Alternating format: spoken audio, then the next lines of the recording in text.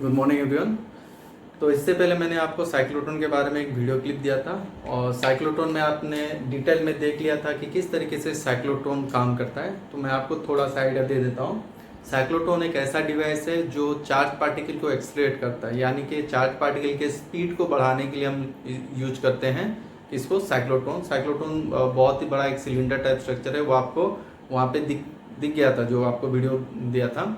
तो वहाँ पे हमने क्या करा था, साइक्लोट्रॉन में एक चार्ज पार्टिकल को रखा था और वही चार्ज पार्टिकल को हमने मैग्नेटिक फील्ड और इलेक्ट्रिक फील्ड के थ्रू से उसको एक्सलेरेट किया था। वहाँ पे आपने देखा होगा किस तरीके से चार्ज पार्टिकल स्पाइरल पाथ लेते हुए इंक्रीजिंग रेडियस पे उसका स्पीड बढ़ाते जाता है और उसको फिर बाद में उस साइक्लोट्रॉन से इजेक्ट करके उसके आगे का प्रोसेस करते हैं, जैसे कि टारगेट पे उसको स्ट्राइक कराते हैं, बम्बार्डिंग करते हैं।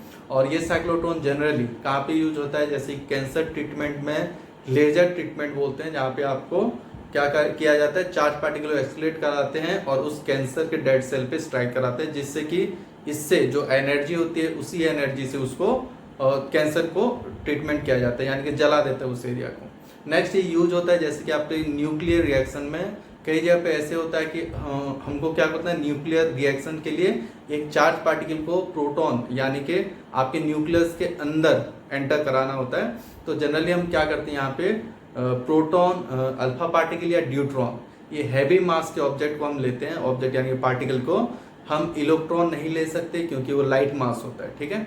तो प्रोटॉन, अल्फा पार्टिकल या ड्यूट्रॉन को यूज किया जाता है साइक्लोट्रॉन में एक्सलेट कराने के लिए और उसी चार्ज पार्टिकल को एंटर कराया जाता है न्यूक्लियस के अंदर और इसके आगे का प्रोसेस न्यूक्लियर रिएक्शन किया जाता है, ठीक है। तो इलेक्ट्रॉन को क्यों यूज नहीं करते, इलेक्ट्रॉन देखने में बहुत ही लाइट मास है, जैसे कि उसका मास आपको बताया 9.1 इंटू 10⁻31 kg। तो इतना लाइट मास है कि वो जब सर्कुलर पाथ लेता है तो वो डेविएट हो जाता है अपने पास से। जब मैग्नेटिक फील्ड के थ्रू से एक चार्ज पार्टिकल को रोटेट किया जाता है या एक्सलेट किया जाता है सर्कुलर पाथ में, तो इलेक्ट्रॉन जब वहाँ पे होता है तो वो अपने पाथ से डेविएट हो जाता है। तो जनरली हम यूज करते हैं कौन सा, that is proton, alpha particle, deuteron, ठीक है। तो ये थोड़े हैवी मास हैं तो ये अपने पास से डिवेट नहीं होते, प्रॉपर तरीके से सर्कुलर पाथ लेते हैं इंक्रीजिंग रेडियस पे एंड इनके वेलोसिटी में भी क्या होता है, इंक्रीज होता है। और जैसे ही वेलोसिटी इंक्रीज होगा उसी हिसाब से उनके काइनेटिक एनर्जी भी इंक्रीज होता है। काइनेटिक एनर्जी आपको पता है के, that is kinetic energy, that is equals to half mv²। तो वेलोसिटी इंक्रीज होगा तो उसी हिसाब से काइनेटिक एनर्जी इंक्रीज होगा या तो उसका एनर्जी इंक्रीज होगा और उसी एनर्जी के थ्रू से उसको कई सारे कामों में यूज किया जाता है, ठीक है। तो वहाँ पे आपने साइक्लोट्रॉन डिवाइस ऑलरेडी देख लिया है, वहाँ पे उसके वर्किंग भी प्रोसीजर देखे। मैं इसका प्रिंसिपल बता देता। प्रिंसिपल क्या है कि ये वर्क करता है जब एक चार्ज पार्टिकल एंटर करता है मैग्नेटिक फील्ड पे perpendicularly, it takes the circular path. यही चीज मैंने आपको इसके प्रीवियस में ही पढ़ाया था कि कोई भी चार्ज पार्टिकल जब एंटर करे मैग्नेटिक फील्ड के अंदर परपेंडिकुलरली तो ये कैसा पाथ लेता है, सर्कुलर पाथ, ठीक है। एक मिनट देख लेता, वीडियो चल रहा है क्यों, ठीक है। तो देखेंगे जैसे कि मैंने आपको बताया था इससे पहले कि इस तरीके से एक magnetic field, uniform magnetic field था, ठीक है। और उसी यूनिफॉर्म मैग्नेटिक फील्ड के अंदर हम क्या करेंगे, एक चार्ज पार्टिकल को एंटर कराएंगे। तो मान लो v वेलोसिटी से q मैग्नीट्यूड के चार्ज को एंटर कराया, तो यहाँ पे आपने देखा था कि ये कैसा पाथ ले लेता है, सर्कुलर पाथ, ठीक है। तो यहाँ पे आपको बताया भी था कि किस तरीके से ये सर्कुलर पाथ लेता है और मैग्नेटिक फोर्स कितना लगेगा, q into v cross d, ये ऑलरेडी पढ़ चुके हैं, ठीक है, मैग्नेटिक फोर्स। और इसी में हम बोल सकते हैं इस वाले केस में q into D B sine theta. यहाँ पे थीटा, थीटा किसके बीच है, angle between velocity and magnetic field. तो ये कितना है थीटा, 90 डिग्री। तो यहाँ पे जो मैग्नेटिक फोर्स लगा वो कितना लगा था, दैट इज q dp, ठीक है। और हर जगह पे हमने देखा भी था कि मैग्नेटिक फोर्स का डायरेक्शन क्या होता है, अंदर। अगर आपने प्रीवियस वीडियो नहीं देखा तो एक बार देख लीजिए, फिर इसके बाद इस जगह पे आइए, ठीक है। तो ये सेंटर की तरफ होता है और इसी मैग्नेटिक फोर्स को हम कहते हैं सेंट्रीपिटल फोर्स, क्योंकि ये सर्कुलर पाथ ले रहा है विद फिक्स्ड रेडियस। तो इसमें दो फोर्स लगते होंगे, सेंट्रीपिटल एंड सेंट्रीफ्यूगल। और सेंट्रीपिटल अंदर की तरफ लगता है एंड सेंट्रीफ्यूगल बाहर की तरफ। फिर यहाँ पे हमने कैलकुलेट किया था सेंट्रीपिटल इक्वल्स टू सेंट्रीफ्यूगल, क्योंकि फिक्स्ड रेडियस है। और इसी सेंट्रीपिटल फोर्स यहाँ पे कौन देता है, यही centripetal force that is given by the magnetic force. And ये लिख सकते हैं सेंट्रीफ्यूगल फोर्स, इसका वैल्यू लिख सकते हैं QBB जो हमने कैलकुलेट किया था, और इसका आपको पता है सेंट्रीफ्यूगल का that is mv² divided by r। ठीक है, यहाँ पे r क्या होता है, that is the radius of charge particle और इस सर्कल का। ठीक है, तो यहाँ से हमने क्या क्या निकाला था देख लो। r वी काट दो, कितना आया था mv डिवाइडेड बाय QB। एक बार वीडियो देख लेंगे प्रीवियस वाला, आपको ये सारे वैल्यू आपको समझ में आ जाएंगे किस तरीके से कैलकुलेट हुआ था। b इक्वल्स टू कितना है QBr divided by m omega that is angular frequency बोल सकते हो, एंगुलर वेलोसिटी बोल सकते हो that is v by r, और यहाँ पे आ जाएगा QB डिवाइडेड बाय m, और फ्रीक्वेंसी लिख सकते हैं that is omega divided by 2 pi that is QB divided by 2 pi m, और टाइम पीरियड इसका उल्टा 2 pi m divided by QB, और linear momentum that is mv m into v लिखा गया, m इंटू v कितना आ गया that is QBr, और काइनेटिक एनर्जी के साथ P विथ काइनेटिक एनर्जी क्या रिलेशन आया था, P that is under root of 2 kinetic energy into mass, और रेडियस का भी हमने फॉर्मूला निकाला था 2km डिवाइडेड बाय QB। ठीक है, ये पूरे फॉर्मूले थे जब इसके पहले प्रीवियसली हमने पढ़ा था कि चार्ज पार्टिकल एंटर करता है एक मैग्नेटिक फील्ड पे कैसे, परपेंडिकुलरली, तो सर्कुलर पाथ लेता है, उसी सर्कुलर पाथ में इतना सब कुछ अपने को मिल जाएगा। ठीक है, तो आगे बढ़ते हैं। ये वाला फॉर्मूला हम कहाँ पे यूज करने वाले हैं, साइक्लोट्रॉन पे। तो देखो साइक्लोट्रॉन पे आपने जो डायग्राम पढ़ा था वो कैसा था, एक चार्ज पार्टिकल को मूव कराया जाता है इस तरीके से, 2 डी होते हैं, D like structure that is chamber, और इसी के अंदर, और यहाँ पे मैग्नेटिक फील्ड होता है, परपेंडिकुलरली इसको मैग्नेटिक फील्ड दिया जाता है। ये थ्योरेटिकल है, थोड़ा सा देख लो, और आपको इसलिए मैंने वीडियो बता दिया था 3D में आपको क्लियरली समझ में आएगा बोल के। ठीक है, और इस तरीके से यहाँ पे एक चार्ज पार्टिकल सर्कुलर पाथ लेते हैं, और फिर इसको इजेक्ट किया जाता है टारगेट की तरफ। तो यहाँ पे सवाल क्या क्या आने वाले,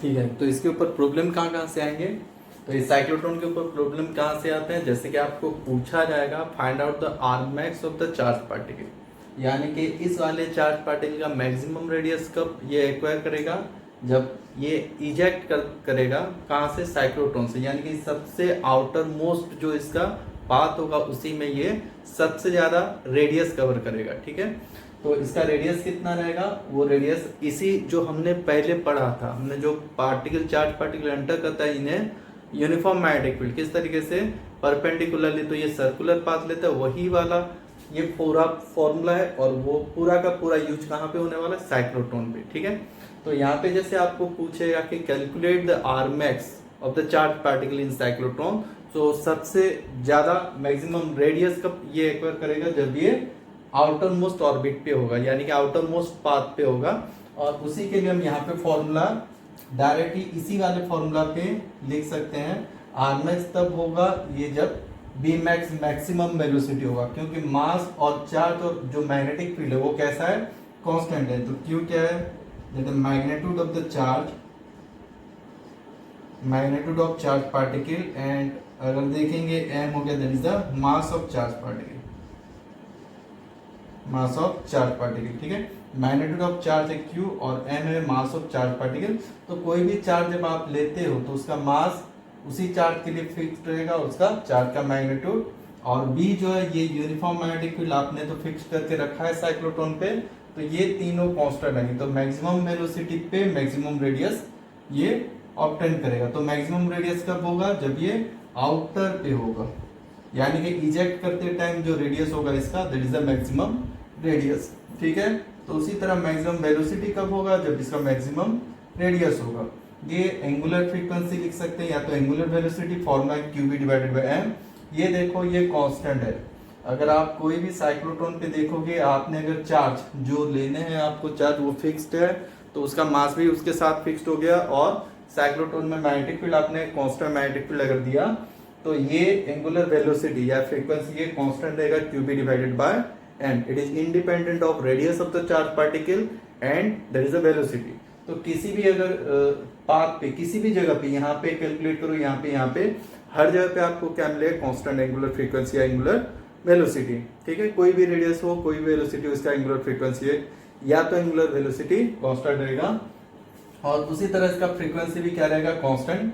किसी भी पाथ, कोई भी रेडियस पे अगर इसका फ्रीक्वेंसी निकालो वो भी फिक्स्ड है, QB divided by 2πm। Time period आपको पता है कंप्लीट पाथ के लिए टाइम पीरियड, तो ये 2πm डिवाइडेड बाय क्यूबी। कई बार पूछेगा आधे सर्कल पे, आधे सर्कल पे क्या हो जाएगा, दैट इज द t/2 और लिख सकते हैं t/2 कितना आएगा, πm डिवाइडेड बाय क्यूबी। यानी कि किसी एक d को ये कितने टाइम में कवर करता है हर एक बार, तो ये आधे सर्कल में, और आधा सर्कल हर बार कितने टाइम लेगा, πm डिवाइड बाय क्यूबी। चाहे कोई भी रेडियस, ये वाला पकड़ो, ये वाला पकड़ो, ये वाला, किसी भी जगह पे अगर देखो रेडियस बड़ा है तो ऐसा नहीं कि ज्यादा टाइम लगेगा, इसका स्पीड बढ़ जाता है तो टाइम क्या हो जाता है, कांस्टेंट है, πm divided by QB. It only depends on किसके ऊपर, चार्ज पार्टिकल के मैग्नीट्यूड के ऊपर, मास के ऊपर एंड मैग्नेटिक फील्ड के ऊपर। तो linear momentum mt that is qbr, maximum linear momentum that is maximum radius. p with kinetic energy relation हमने पढ़ा था, p इक्वल्स टू 2km, और ये k क्या होता है, there is a kinetic energy. ठीक है, और मैक्सिमम काइनेटिक एनर्जी होता है जब वेलोसिटी मैक्सिमम हो, mv²। ठीक है, और ये रेडियस उस तरह से कैलकुलेट कर से r equals to √2km divided by qb। ये जो फॉर्मूले हमने उसी जगह जहां पे पढ़े थे, कहां पे याद करो, चार्ज पार्टिकल मैग्नेटिक फील्ड पे एंटर करता है परपेंडिकुलर, जो फॉर्मूले पढ़े थे बिल्कुल सारे के सारे यूज होंगे कहां पे, आपके साइक्लोट्रॉन पे, बिल्कुल सेम टू सेम। ठीक है,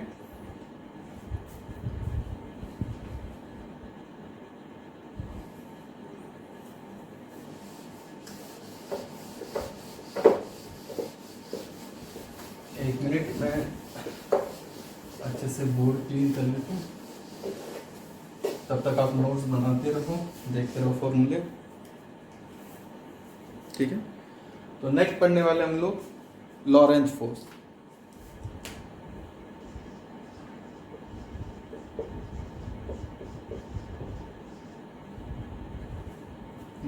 लॉरेंज फोर्स पढ़ लेते हैं फिर आगे कंटिन्यू करो। ठीक है, लॉरेंज फोर्स क्या होता है, जैसे कि मान लो आपने इलेक्ट्रोस्टैटिक पे पढ़ा, मान लो ये इलेक्ट्रिक फील्ड है, यूनिफॉर्म इलेक्ट्रिक फील्ड, डायरेक्शन ऐसा है, और यहाँ पे आपका चार्ज पार्टिकल एक रखा गया है, मैग्नीट्यूड क्यू है, पॉजिटिव ले रहा हूँ। ठीक है, तो पॉजिटिव चार्ज के ऊपर फोर्स, इलेक्ट्रिक फोर्स आपने पढ़ा था Q × E। ठीक है, यानी कि जिधर इलेक्ट्रिक फील्ड उसी डायरेक्शन पे इसका फोर्स लगेगा, electric force that is QE। ठीक है, in the direction of electric field force लगेगा, क्योंकि ये पॉजिटिव चार्ज है, अगर नेगेटिव चार्ज होता तो इसके ऊपर डायरेक्शन। ये आप कहाँ पे पढ़ चुके हो, इलेक्ट्रोस्टैटिक पे। हमने यहाँ पे क्या पढ़ा कि अगर मैग्नेटिक फील्ड की बात करें, ठीक है, तो ये आ गया आपका मैग्नेटिक फील्ड मान लो, और इसमें मैं अगर एक चार्ज पार्टिकल को मूव कराता है, इसमें अगर चार्ज पार्टिकल को स्टैटिक रखो तो आपने पढ़ा इसके ऊपर फोर्स कितना रहेगा, 0, क्योंकि मैग्नेटिक फोर्स का फॉर्मूला होता है that is Q × V × B। अगर चार्ज के पास वेलोसिटी नहीं है तो फोर्स कितना लगेगा, 0। तो ये मैंने charge particle Q moving with velocity V in perpendicular to the magnetic field मान लो, तो यहाँ पे इसके ऊपर फोर्स कितना आ जाता है, magnetic force equals to magnitude में लिखता हूँ QBB sin theta, theta 90 put करो तो कितना आएगा, QBB। ये चार्ज के ऊपर फोर्स लग रहा है इलेक्ट्रिक फील्ड पे, चार्ज के ऊपर फोर्स लग रहा है इन प्रेजेंस ऑफ मैग्नेटिक फील्ड। मान लो अगर दोनों होते, मान लो अगर दोनों होते, जैसे कि मान लो इधर मैग्नेटिक फील्ड है, मान लो ऐसे कर देता हूँ, इस डायरेक्शन में मैग्नेटिक फील्ड है। ठीक है, यानी कि into the board inward direction पे यूनिफॉर्म मैग्नेटिक फील्ड, और इस डायरेक्शन पे मान लो इलेक्ट्रिक फील्ड है। ठीक है, और चार्ज पार्टिकल को मूव करा रहे हैं ऐसे। अच्छा, किससे किधर तरफ फोर्स लगेगा, मान लो इस जगह पे अगर देखें, मान लो इस जगह पे, तो ये जो फोर्स लगा ये इलेक्ट्रिक फोर्स है, क्योंकि पॉजिटिव चार्ज है, तो जिस डायरेक्शन में क्या है, इलेक्ट्रिक फील्ड उसी डायरेक्शन में फोर्स, और मैग्नीट्यूड में लिखूं that is Q into E, direction में जिधर इलेक्ट्रिक फोर्स, जिधर इलेक्ट्रिक फील्ड उधर इलेक्ट्रिक फोर्स, मैग्नीट्यूड में क्या है Q, ठीक है। अच्छा, मैग्नेटिक फील्ड का फोर्स किधर लगेगा, due to magnetic field force का formula V cross B, V indicate करता है, थंब इंडिकेट करता है V के डायरेक्शन में, और फिंगर्स इंडिकेट करता है मैग्नेटिक फील्ड, तो face of the palm indicate the direction of force. तो इसके ऊपर फोर्स लगा इधर, ठीक है, और डाउनवर्ड डायरेक्शन के लिए चार्ज पार्टिकल मूव करेगा इधर। तो ये था मैग्नेटिक फोर्स, ठीक है, that is QBB sine theta, और ये था electric force that is QE। Electric force के लिए इस डायरेक्शन में फोर्स लग रहा है, इस डायरेक्शन में धीरे धीरे सभी से फोर्स लगेगा और ये इसी डायरेक्शन में मूव करेगा। तो बोल सकते हैं इस जगह पे मैग्नेटिक फोर्स लगा और इस जगह पे इलेक्ट्रिक फोर्स। तो चार्ज पार्टिकल मैग्नेटिक फोर्स के लिए इधर चला जाएगा, या तो चार्ज पार्टिकल इलेक्ट्रिक फील्ड के लिए इधर, ठीक है। अगर ओनली इलेक्ट्रिक फील्ड होता तो चार्ज पार्टिकल ऐसे आता, अगर ओनली मैग्नेटिक फील्ड होता तो चार्ज पार्टिकल इधर जाता, पर यहाँ पे दोनों फोर्स हैं, both in presence of both electric field and magnetic field. तो फोर्स कैसा लगेगा, दोनों से फोर्स लगेगा, और इस फोर्स को हम बोलेंगे लॉरेंज फोर्स। ये होता है आपका लॉरेंज फोर्स, रिजल्टेंट फोर्स। इसको ऐसे लिख सकते हैं इलेक्ट्रिक फोर्स प्लस अब मैग्नेटिक फोर्स। अगर वेक्टर में देखेंगे तो electric force Q into E plus magnetic force Q क्या होता है, Q into B cross B। या तो Q को कॉमन ले लो, that electric force plus B cross B, electric field का फोर्स, और इसको इसके साथ जोड़ दो मैग्नेटिक फील्ड का फोर्स। तो force on charge particle in presence of both electric field and magnetic field, and this is called as Lorentz force, ठीक है।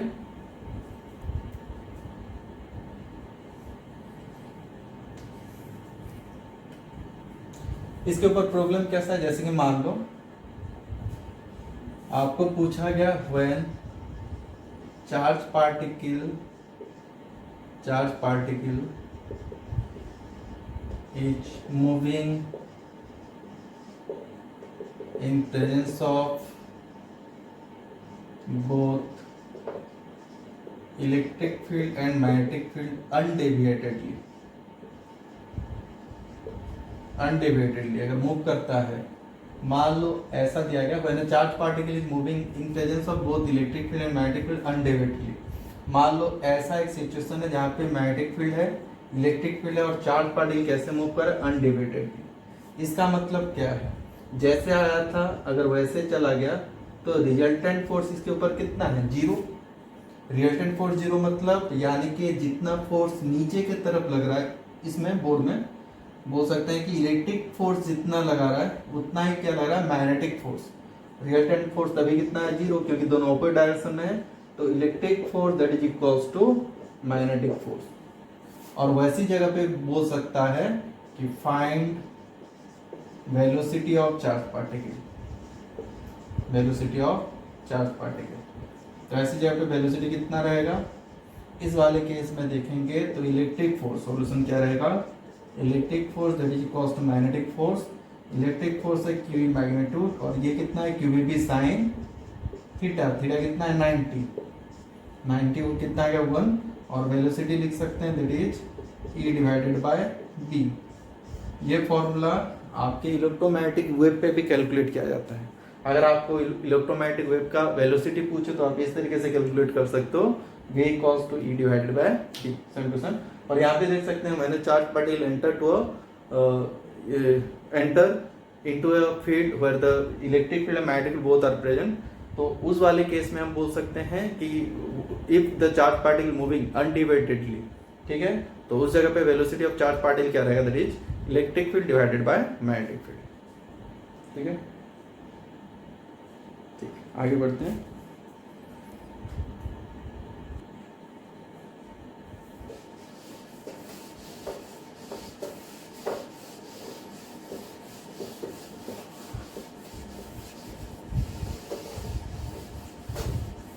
ठीक, तो नेक्स्ट देखो, जैसे कि दिया गया मान लो ये मैग्नेटिक फील्ड है।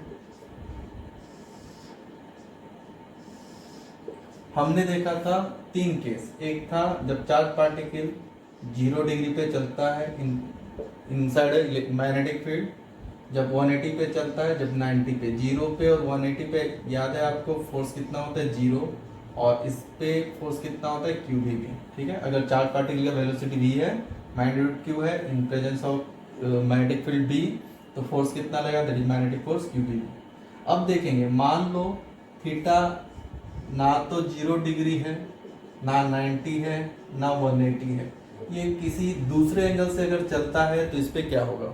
आपने देखा 0 और 180 पे क्या था, अनडिवाइडेडली जाता है, क्योंकि फोर्स 0 होता है, मास एक्सेलरेशन कितना आएगा, मास इनटू एक्सेलरेशन 0 और वेलोसिटी कांस्टेंट, यानी कि जिस डायरेक्शन में जितने स्पीड से जा रहा है उसी डायरेक्शन में उतने ही स्पीड से जाएगा। ये ऑलरेडी पढ़ चुके हैं। मान लो अगर चार्ज पार्टिकल कैसे जा रहा है, ना 0 डिग्री, ना 90, ना 180। 90 में क्या होता है, सर्कुलर पाथ लेता है, तो उसके लिए पूरा कैलकुलेशन देख चुके हैं। दूसरे किसी एंगल में जाता है 0, 180 और 90 को छोड़ के, तो वहां पे क्या हुआ देखेंगे। एक मिनट चेक कर लेता है वीडियो चल रहा है क्या। हाँ ठीक है, देखो जैसे कि मान लो यहाँ पे चार्ज पार्टिकल ऐसे चल रहा है विद v वेलोसिटी। चार्ज कितना है, q है, मैग्नीट्यूड q है, और v वेलोसिटी से इसी डायरेक्शन में जा रहा है, जो कि मैग्नेटिक फील्ड के साथ, ये हो गया आपका मैग्नेटिक फील्ड। मान लो मैग्नेटिक फील्ड के साथ कितना एंगल बना रहा है, थीटा। तो थीटा यहाँ पे लिख देते हैं, angle between velocity and magnetic field. तो थीटा हो गया। तो इसमें क्या होता है देखेंगे, अब इसके ऊपर भी फोर्स लगेगा, ना 0 है ना 180 है, तो फोर्स तभी 0 होगा जब 0 और 180 हो, क्योंकि मैग्नेटिक फोर्स का फॉर्मूला क्या है, QBB साइन थीटा। ठीक है, तो फोर्स लगा कितना, किधर किधर, तो इसको क्या करते हैं, 2 कंपोनेंट में रिजॉल्व कर लो। ठीक है, जैसे एक कंपोनेंट इधर मान लो वेलोसिटी का, that is v cos theta, और दूसरा कंपोनेंट इधर मान लो, that is v sin theta. ठीक है, तो ये आ गया आपका v sin थीटा। तो मान लो अगर v sin थीटा वाला कंपोनेंट देखूं, जिसे हम लिखेंगे v परपेंडिकुलर वाला कंपोनेंट, तो इस जगह पे देखो मैग्नेटिक फील्ड ऐसा है, ठीक है, और ये v sin थीटा है। ये कितना एंगल बना रहा है, 90 डिग्री। तो मैग्नेटिक फोर्स क्या लिख सकते हो इस चार्ज पार्टिकल के ऊपर, that is QB sin theta cross B। ठीक है, v sin थीटा और B, ये देखो v sin थीटा कंपोनेंट है, इसको वेलोसिटी मान लो। ठीक है, इसको लिखते हैं QB sin theta cross B, यानी कि B sin थीटा, दोनों वेक्टर है। ठीक है, तो ये वाला थीटा किसके बारे में बता रहा है, v sin थीटा और मैग्नेटिक फील्ड के बीच जो एंगल है, मान लो थीटा डैश ले लो। थीटा डैश कितना आ गया, 90 डिग्री। तो फॉर्मूला क्या है, QBB sin थीटा। तो यहाँ पे फोर्स कितना लगा, QBB sin थीटा। ठीक है, तो लिख देता हूँ, इस चार्ज पार्टिकल के ऊपर जब ये परपेंडिकुलरली मूव करेगा, तो परपेंडिकुलर के ऊपर फोर्स कितना लगेगा, QBB sin थीटा। ठीक है, और यही वाला देखते हैं नेक्स्ट देखेंगे। अगर मैं बात करूंगा cos थीटा का, अगर पैरेलल देखेंगे तो इसी डायरेक्शन में मैग्नेटिक फील्ड है, और इसी डायरेक्शन में v cos थीटा वाला कंपोनेंट है। तो v cos थीटा वाला कंपोनेंट कितना बना रहा है, 0 डिग्री। तो मैग्नेटिक फोर्स कितना आ जाएगा, 0, क्योंकि वेलोसिटी जो है वो पैरेलल टू मैग्नेटिक फील्ड है। तो v cos थीटा कितना है, 0 डिग्री, किसके साथ, मैग्नेटिक फील्ड के साथ, तो फोर्स कितना लगा, 0।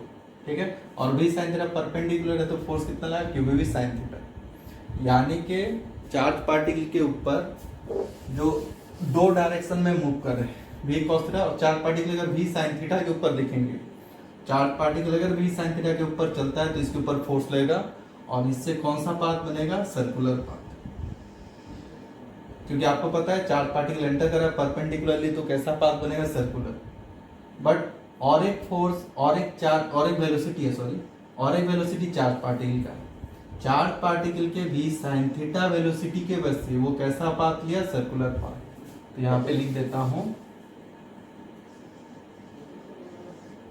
Charge particle takes circular path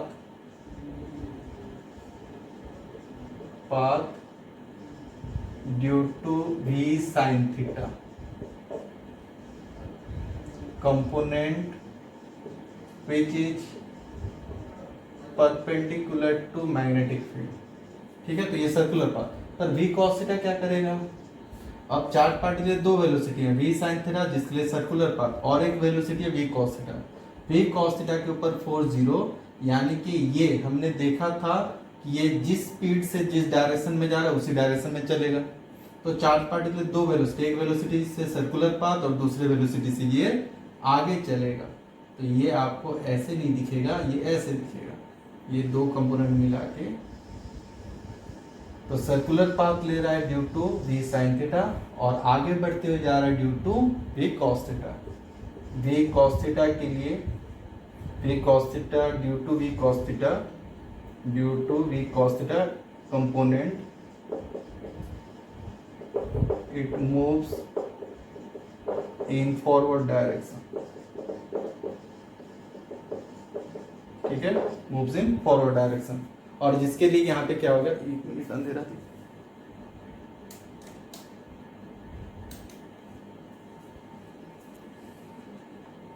ठीक है, और इसी के लिए क्या हो गया, स्पाइरल पाथ। तो when a charge particle enter to an uniform magnetic field in theta angle or by making an angle of theta, then it takes spiral path. इसे क्या कहा जाता है, स्पाइरल पाथ कहा जाता है। ठीक है, तो स्पाइरल पाथ में क्या सवाल आते हैं, पहले से देख लो। v sin थीटा के लिए सर्कुलर पाथ और v cos थीटा के लिए आगे चला। ये जो सर्कुलर पाथ बना, इसमें जो रेडियस बना, ये किसके लिए, सर्कुलर पाथ। और सर्कुलर पाथ किसके लिए पॉसिबल है, v sin थीटा। तो वही फॉर्मूला r जो बनेगा रेडियस, उसके लिए फॉर्मूला लिख सकते हैं mv sin theta divided by qb। वहाँ पे mv था, v हमने क्या लिया था, वेलोसिटी, पर यहाँ पे v जो है charge particle v sin theta is that component which make the charge particle to moves in circular path. ठीक है, तो v क्या हो गया आपका, v sin थीटा, और ये मैक्सिमम बोल सकते हैं इसका रेडियस है। और नेक्स्ट देख लेते हैं। ठीक है, और नेक्स्ट देखते हैं, यहाँ पे और एक चीज पूछेगा, ये वाला डिस्टेंस, इसे बोला था पिच। तो पिच क्या है, पिच कितना है, इस डायरेक्शन में देखो v cos थीटा, और इतना घूमने के लिए कितना टाइम लगता है, दिस इज 1 टाइम पीरियड। तो यहाँ से यहाँ तक आने के लिए इसको इट टेक्स 1 साइकिल, और इस साइकिल के लिए जितना टाइम लगता है उसे टाइम पीरियड कहते हैं। तो यहाँ से स्टार्ट कर देखो, और फिर इस जगह पे आया, यहाँ से स्टार्ट करा, इस जगह पे आया, तो इधर स्पीड कितना है v cos थीटा, और टाइम कितना लगा, that is t, full time period. तो पिच का फॉर्मूला होता है स्पीड इनटू टाइम, स्पीड होता है v cos theta into time. तो पिच बन गया v cos थीटा, और टाइम का फॉर्मूला हमने पहले ही देखा था। टाइम का फॉर्मूला क्या था, याद कर लो, t था 2 pi m divided by qb। तो पिच क्या बन गया, that is v cos theta into 2 pi m divided by qb। v cos theta क्या है, that is the parallel component of charge particle, velocity का पैरेलल कंपोनेंट है, and 2 pi m divided qb, that is the constant value किसका, charge का, magnetic field का and charge के मास का। ठीक है, तो ये है पिच।